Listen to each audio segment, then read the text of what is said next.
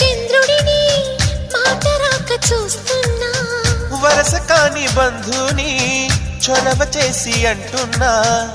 ఇంకెప్పుడు ఒంటరినని అనరాదని నీకు సొంతం అంటే నేనేనని కొమ్మ కొమ్మ విన్నావమ్మ కోయిల వస్తుంది